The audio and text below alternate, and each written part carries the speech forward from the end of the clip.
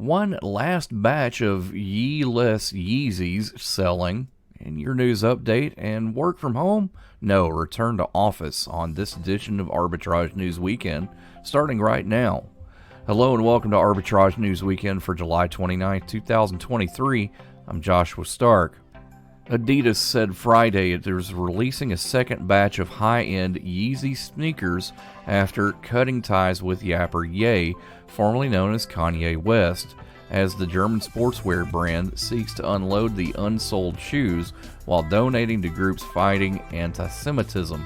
The online sale, to start Wednesday through Adidas smartphone apps and its website, follows an earlier set of sales in May. Models that will be available include the Yeezy Boost 350 V2, 500, and 700, as well as the Yeezy Slide and Foam R&R. The company cut ties with Ye in October after he made anti-Semitic and other offensive remarks online and in interviews. That left Adidas holding 1.2 billion euros in unsold Yeezys and searching for a responsible way to dispose of them. Signs that inflation pressures in the United States are steadily easing emerged Friday in reports that consumer prices rose in June at their slowest pace in more than 2 years, and that wage growth cooled last quarter. Together, the figures provided the latest signs that the Federal Reserve's drive to tame inflation may succeed without triggering a recession, an outcome known as a soft landing. We'll talk about this later in the program. A price gauge closely monitored by the Fed rose just 3% in June from a year earlier. That was down from a 3.8% annual increase in May. Randy Meisner, a founding member of the Eagles who added high harmonies to such favorites as Take It Easy and The Best of My Love, and stepped out front for the waltz time ballad Take It to the Limit, has died, the band said Thursday. Meisner died Wednesday night in Los Angeles of complications from chronic obstructive pulmonary disease, the Eagles said in a statement. He was 77. The bassist endured numerous afflictions in recent years and personal tragedy in 2016 when his wife, Lena Mae Meisner, accidentally shot herself and died. Meanwhile, Randy Meisner had been diagnosed with bipolar disorder and had severe issues with alcohol, according to court records and comments made during a 2015 hearing in which a judge ordered Meisner to receive constant medical care. Called the sweetest man in the music business by former bandmate Don Felder, the babyface Meisner joined Don Henley, Glenn Frey, and Bernie Leadon in the early 1970s to form the quintessential Los Angeles band and one of the most popular acts in history. McDonald's is grinning thanks to Grimace after a marketing campaign to celebrate the birthday of its Big Purple mascot went viral and contributed to surprisingly strong second quarter sales. Global same-store sales, or sales at stores open at least a year, rose nearly 12% in the April to June period. That handily beat Wall Street's forecast of a 9.4% increase, according to analysts polled by FactSet. Some of the gains may fade a bit in the second half of the year. The price increases that have helped fuel McDonald's sales in recent quarters will moderate as inflation comes down. More after this on Arbitrage News. I'm Smokey Bear, and I made an assistant to help you prevent wildfires. Dude, I've got this. I've been camping since I was 5 years old. But I am a camping influencer. You know what? I'll bet you $5. Assistant Smokey, what is the best way to put out a campfire? To put out a campfire, drown with water, stir, drown again. Then make sure the fire is out cold by feeling with the back of your hand. Wait, really? I'll take the $5. Learn more at SmokeyBear.com. Brought to you by the U.S. Forest Service, your state forester, and the Ad Council. This week's Arbitrage blog includes Dentists Hate This, a soft landing, and the true cost of working from home. All this and more in this week's Arbitrage blog, available now at arbitragetrade.com. Now let's go to the president and CEO of Arbitrage, Mr. Royce Wells, for more. Royce, I've got to say, I don't visit my dentist as much as I should. Most people actually hate dentists. You know, and I can understand that to a point, but it appears that there might be some developments that might actually start to regrow teeth. We might not need those dentists. Well, what do you mean? We get more teeth? Doesn't that mean there's more work for dentists? How does that work? I don't know. I guess that's a possibility. Yeah, but that means they can rot. You can get cavities. You can need fillings. That more teeth means more fillings. Let's go. Yeah. So it'll change the dental industry as a whole, but there's a new study with a new drug that appears to grow back teeth. This is hitting clinical trials in 2024, and if successful, they can grow more teeth. So we're going to be sharks. So shark people are coming. Shark people are here. What are you talking about? They're called lawyers. Wow. Not touching that one. Royce has paid his lawyer bill this month. Yep, I know who butters my bread. We're good. But it appears they're doing trials in rats now, and rats, while their teeth is slightly different from humans, rats who miss teeth at the root are unable to regrow them, much like a human. There are certain things that are different there, but they're a little bit more close to anatomy than most. So, in addition, rats are born with the teeth they're going to have instead of 2 sets of teeth like humans. No, we don't have 2 rows of teeth. It's simply a reference to baby teeth. Rats don't have baby teeth, and they're born with their permanent teeth. So, that's unfortunate. So right now, the dental industry for this, they don't get enough love, but it appears that the dental industry will be hit if this discovery is successful. Like I said, human trials haven't been run yet. So yeah, I'm sure somewhere there's a dentist going, more teeth, more teeth, more teeth. But hey, and here's some Halloween candy. Oh no, thank you. I'm good. Our kitchen mom Caroline keeps the candy drawer stocked. So, yep. Here's the peanut butter cups. There we go. Thank you, Caroline. But over-the-counter stuff, as far as prescription medications and things like that, could be impacted because every time you have tooth pain, you run to the dentist or you run to the pharmacy, you get some sort of stuff to put on your teeth to make sure it doesn't hurt anymore, and that could be affected as well. It's going to be interesting to see how this develops. And I know the dentures guys, they won't like this at all. No. And those permanent teeth, the fake ones? Yeah, that's it. Implants. Sorry. No implants here. More after this on Arbitrage News. Hey, wouldn't it be great if life came with a remote control? You could hit pause when you needed to, or hit rewind, like that time you knocked down that wasp's nest. Uh-oh. Well, life doesn't always give you time to change the outcome, but prediabetes does. With early diagnosis and a few healthy changes, you can stop prediabetes before it leads to type 2 diabetes. To learn your risk, take the 1-minute test today at doihaveprediabetes.org. Brought to you by the Ad Council and its prediabetes awareness partners. When might you be buzzed? When you suddenly love everything. You guys, I love this song. I love these nachos. I love our kickball league. Ugh! I love this guy. What's your name? You know what I'd love? A ride when it's time to head out. If you see a buzzed warning sign, call for a ride when it's time to go home. Buzz driving is drunk driving. A message from NHTSA and the Ad Council. I love your car. Is this real leather? To protect her home and family in a disaster, Karen was willing to wade through water, mud, and insurance paperwork. Yeah, I can do this. You go, Karen! By simply understanding and updating what her insurance covers and doesn't cover now, she'll be better prepared no matter when disaster strikes. Learn other simple ways to protect your home and family before a natural disaster at ready.gov. That's ready.gov. A message from FEMA and the Ad Council. Shein, for those of you who don't know, is a fast fashion clothing and accessories company in China.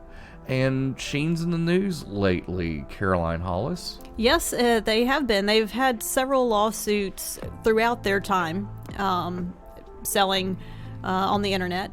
But they recently got hit with a big one in California from 3 designers who are claiming copyright infringement, and not just general low-grade infringement, but exact copy designs. So, from what I can tell, there is a civil suit that they're involved in right now that call them in violation of something called the Racketeer Influenced and Corrupt Organizations Act. This is a law originally designed to prosecute organized crime, but according to the Department of Justice, because they've been infringing these copyrights, it's called egregious copyright infringement. Right, and again, this is not the first time they've been served with a lawsuit, but this is the largest one, and this is the first time that the RICO Act that you mentioned has been used. And it's not just clothing that they've been accused of copying, but also earrings and pens and other things. Yeah. One example from 2021, a designer behind the company LXJ is a fashion brand, and said that Shein copied the design of something called an Amelia top, which is a crochet sweater that's handmade in Nigeria and cost $330 by them, but Shein... So Shein took this, and I actually saw pictures of it, and even though I'm not big into fashion, I would call it an exact design. The colors were exactly the same, the style, the cut of the top, everything was exactly the same from what I could see. And from Shein, I believe it cost $17 for mass market. And so it can't have the same level of care and attention and materials, and they're not having to pay a designer. The designer who initially made the top and came up with that design, she had years of design experience behind her, and this was just take a picture and try to copy it. Yeah, it seems like Shein is creating new items every day, and some reports say up to 6,000 items. That's crazy. Some reports say, and not every day 6,000 new items, but that kind of at a height.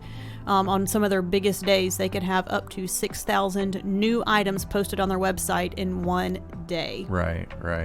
And pursuing Shein on copyright or trademark grounds, it's kind of complicated, right? Right, because they don't have a designer. They don't have anyone actually doing the designs. Right. They have a guy who has created an algorithm that kind of scans the internet to look for things that are popular and might sell well and sell quickly. And so it kind of brings up the whole point with AI. How do you try to have a lawsuit against an algorithm or later against AI? There's a guy who wrote this algorithm, so can you sue him, or how does that work? That's really a good question. We'll be talking about AI in Hollywood coming up on Arbitrage News with David Grantham. But thank you so much for being with us, Caroline. Thank you for having me, Josh. And more about this on arbitragetrade.com/blog back after this. Sometimes I just cannot believe all the storms we've gone through here. I can only hope that we'll be able to leave this house to you one day, baby. You're our legacy. Planning for these disasters will make sure we're safe, and is the best way to protect that legacy. You know what? We should make an emergency communication plan. That way we're ready this year. At my dorm, we have emergency kits for earthquakes and wildfires, but I'm sure there's something more local. I can send you with a link. Okay, smart.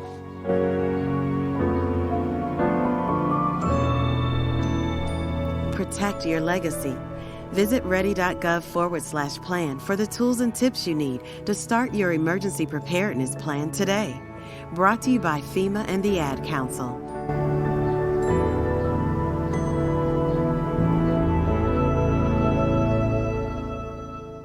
The Fed's been on everybody's lips these days because of interest rates and inflation and things like that. And Jerome Powell to me just seems like this guy who's up, on a pedestal saying you can do this and you can do that. Yes, you can. Royce? Yeah. Yeah, why not? I mean, here's the thing. You think they're going to get their soft landing? Okay. So let's explain soft landing first. Soft landing means curbing inflation without plunging the economy into a deep recession. Now, the Fed has been aggressively hitting borrowing costs, and interest rates and raising their key rate and all this stuff to the point to where ever since March of 22 to the point to where it's at its highest level in 22 years. And so I'm going to ask a pointed question. Okay. And probably get in trouble for it. But why not? It's been a smash up week. Let's do this right. Okay. Are they actually fighting inflation or deflation? That's a question. Because a recession means the dollar's worth more. People aren't spending. They're holding on to their money, so it's actually worth more. Yeah. Not less. By raising the interest rate, aren't they actually saying, hey, no, please, go, we're putting more money out there, go use it, go spend it. Right, but right. That means your dollar is actually, because there's not very much demand, they're actually creating a surplus. So they're actually inflating or the actual value of the money, not deflating it. Well, that's an interesting thing because consumer spending, it's a driver of economic growth, and lots of Americans still have savings and and a lot hiring. of people are sitting on cash. Yep, hiring is robust. I mean, it's not as bad as it seems. Oh, yeah, everything's peachy, rosy, rose-tinted glasses. The world's gonna be fine. Everything's fine. And the fact is that inflation has been on a steady decline since prices only have risen 3% in June compared to June 2022, where it was 9.1%. So my question is, what happens if it actually declines, as opposed to it's still positive? It's still going up. Yeah. So can I get some negative numbers instead of some positive numbers? Well, the sentiment is positive, right? But the Fed's target is 2% of inflation. They're looking at bringing it down to 2%. That's their golden number. That's the goal. They want to try to land the plane. Really, they want to try to do something called immaculate disinflation, which is a steady reduction in inflationary pressures without causing an economic slump. In other words, from what I can tell, they want to make sure that we're let down easy and it doesn't cause in inflation. But and inflation just means the prices all go up, which that means people look like they have more, right? Yeah. So I'm not exactly sure what their goals are right now, but hey, at least they're trying something. They're pulling all their levers that they can to keep the economy running. Well, nobody really knows, and we'll keep an eye on this on Arbitrage News. Back after this. I'm Smokey Bear, and I made an assistant to help you prevent wildfires. Dude, I've got this. I've been camping since I was 5 years old. But I am a camping influencer. You know what? I'll bet you $5. Assistant Smokey, what is the best way to put out a campfire? To put out a campfire, drown with water, stir, drown again. Then make sure the fire is out cold by feeling with the back of your hand. Wait, really? I'll take the $5. Learn more at SmokeyBear.com. Brought to you by the U.S. Forest Service, your state forester, and the Ad Council. Why was the basketball court all wet? Because the players kept dribbling on it. The dad joke. Corny, groan-worthy, but also one of the simplest ways to share a moment with your kids. What did the buffalo say when he dropped his son off for school? Bye, son. So take a moment to make your kid laugh, because dad jokes rule. Make your kid laugh today. Go to fatherhood.gov. Brought to you by the U.S. Department of Health and Human Services and the Ad Council. AI is all over the place, and we know this. It's been at the top of finance, the bottom of Hollywood. David, what's going on with Hollywood right now? Because you got a juicy thing you told me. Well, so I saw an article on The Intercept that, as the SAG-AFTRA strike is happening, you have companies like Netflix who are like, hey, we've got a new job at Netflix to basically have an AI job. So it's like, wow, like the mask is coming off of these streaming companies. They're like, we know the actors are striking, we know that all this is happening, and we're just going to double down on what's happening. It's very, very Black Mirror-ish. That's pretty much it. Yeah. Black Mirror, for those of you who don't know, is an anthology series in the vein of Twilight Zone or Outer Limits, I would say. And it's very technologically based. The writer Charlie Brooker has just had his finger on the pulse of practically everything, and this season especially has an episode with Salma Hayek, and it touches on this so well. You were telling me about a movie the other day called The Congress. Yeah, that was creepy. I watched. Somebody had written an article about the Congress, and I was like, what's that movie? And apparently it's about an actress who basically sells her likeness, and it fast forwards 20 years into her contract, and there's like one male actor left in Hollywood, and she is the female actress. She's the actress left in Hollywood, and it's like, wow. It's like that would never happen. No, they would never do that. But it's really playing out kind of how the Black Mirror episode does, how the Congress kind of showed it, and it's just insane. But we were also talking about earlier that this is nothing new. They've replaced a lot of the sets with Unreal 5 AR enhanced sets, right? So they're just pushing into the actors now. One of our favorite shows, Star Trek Strange New Worlds, has an AR wall set that's simply just big TV screens, to oversimplify, and a TV screen on the top, a TV screen on all four walls, and all of a sudden you're in the set. And also, not to mention the fact that green screen acting is really prevalent. You act to a tennis ball more often than you act to an actual person. It is really uncomfortable to see how this is rolling.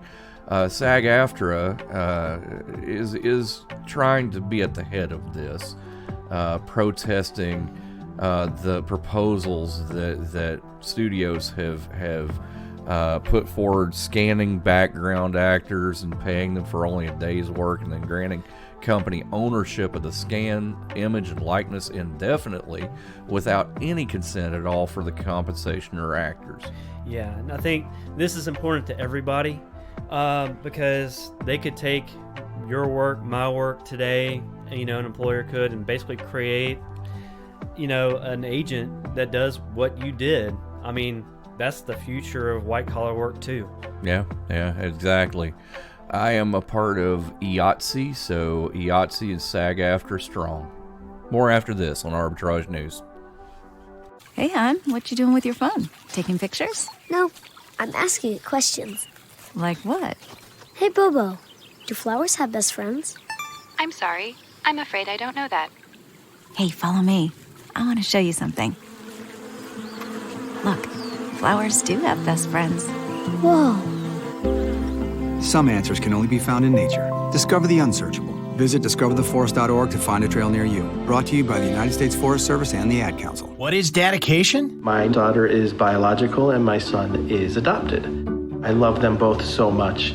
From the morning when you wake up to putting them to bed at night and every moment in between. I think a parent's job is to protect our children, but also prepare them for the world so they become good, kind human beings. That's dedication. Find out more at fatherhood.gov. Brought to you by the U.S. Department of Health and Human Services and the Ad Council. COVID upended pretty much everything in our lives, Royce. Don't you agree with that? I definitely do. Yeah, I mean, we had a time here that we had to kind of figure out what was going on with COVID, and Yep. Didn't really have work from home necessarily. I think I pretty much stayed here. Yeah, for the most part, everybody else worked from home. Everyone else worked from home, but we were here, and we're still here. So and yay. we're still here. So, Amazon is asking some of its corporate workers to relocate to try to mitigate some of its return to office policy. They confirmed on Friday that relocations are happening, and that mandated workers are mandated to be in the office 3 days a week. Oh, yay. Glad they got to vote on that. We have a friend of ours who's returning to the office for FedEx on September 1st. And there is that. 3 days a week. But spokesperson Brad Glasser said that the company would provide relocation benefits for Amazon, and that they're just trying to bring more teams together in the same locations. Now, here's the thing, right? Andy Jassy put out a memo in February that talked about how, we want our people in the office 3 days a week. Why 3 days a week? Why not? It's less than 4. It's less than half the week. Right? I mean, I would love a 2-day weekend followed by 3 days on, then another 2-day weekend. Sandwich them. That means weekend. Exactly. Hey. You see what you did there? Hey. Put them all in the middle, and then most of the time you're not there. I like it. All right, so yeah, I mean, Andy Jassy came and he said, look, we're trying to get people back in and see what worked during the pandemic. Basically, how the staff performed and how they talked to leaders at other companies, and concluded that employees tended to be more engaged in person and collaborated more easily when they were in the office. Now, here's the flip side of that. A new report by McKinsey Global Institute says that the widespread adoption of remote work is significantly reducing the value of office buildings. By 2030, looks like a potential of $800 billion in corporate property. Oh, I believe that. Yeah. I mean, real estate go boom. Real estate definitely go boom. McKinsey Global says that office attendance has stabilized at 30% below pre-COVID levels, with only 37% of workers actually going into the office on a daily basis. You know what that means, right? Condos everywhere. All these office buildings are going to become nothing but condo space. There you go. Hey, I wouldn't mind having an apartment here. Like I said, it's like you got 34 stories in Clark Tower. Why not? It's like, hey, and there's you can have a food court downstairs. You can turn to a food court / malls, have some floors. You don't even have to really leave. Go to the mall in your pajamas. Nope. Seems like an excellent idea. Seems like a great idea. Here's another great idea. Make sure you go to arbitragetrade.com/blog, see what we're writing, and have a great weekend. Hey, you too. Thanks, Josh. Arbitrage Trade Analytics, LLC is a privately held research company. Arbitrage Trade Analytics, LLC is solely responsible for the preparation and distribution of the contents of this podcast. The opinions offered in this podcast are for informational purposes only and are not intended to function as investment advice. Seek a duly licensed professional for investment advice. For more information about the informational research and services offered by Arbitrage Trade Analytics, LLC,